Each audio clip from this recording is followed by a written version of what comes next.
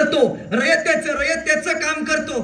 शेतकरी म्हणला एक माणूस आहे. काय नाव त्या माणसाचं? त्या माणसाचं नाव शिवाजी राजा. बर का, 12 वर्षाचं पोरग म्हणते एकदा आयुष्यात फक्त एकदा मला शिवाजी राजाला बघायचा आहे. कसा दिसतोय राजा? 32 मनाच्या सोनेरी सिंहासनावरती बसलेला राजा फक्त एकदा बघायचा आहे. शेतकरी म्हणला शिवाजी राजाला बघायचा आहे. हा वैजी, आमचा राजा स्वर्गात राहतो. स्वर्ग म्हणजे कुठं? आमचा राजा रायगडावरती राहतो. रायगडावरती जा. रायगडावरती गेल्यावरती तुला छत्रपती शिवाजी महाराज बघायला मिळतील. 12 वर्षाचं पोरग या डोंगरातनं त्या डोंगरात, या कडे कपऱ्यातनं त्या कडे कपऱ्यात, रानावनातनं राजाला बघायसाठी रायगडापाशी गेलं.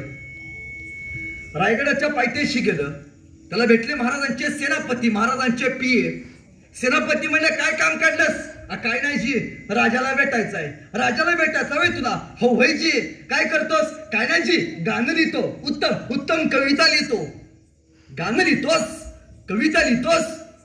मग छत्रपती शिवाजी महाराजांवरती एखादं सुंदर असं गाणं लिहिलं असशील की? नाही बा म्हणला, ध्यानातच नाही राहिलं. मग एक काम कर, रायगडाच्या पायथ्याशी जा, 10 दिवस थांब आणि महाराजांवरती एक सुंदर असं गाणं लिहि. पिये महाराजांचे, सेनापतीच्या पेक्षा किटली गरम, कुठलीच गोष्ट पास होत नाही.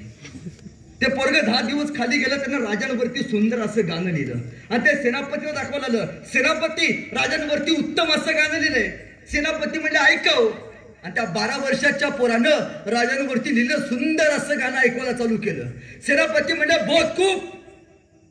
आतापर्यंत छत्रपती शिवाजी महाराजांवरती एवढं सुंदर असं गाणं कोणी लिहिलं नाही. तू लिहिलास. महाराज जिवंत असताना महाराजांच्या हयातीत लिहिलेलं पहिलं गाणं.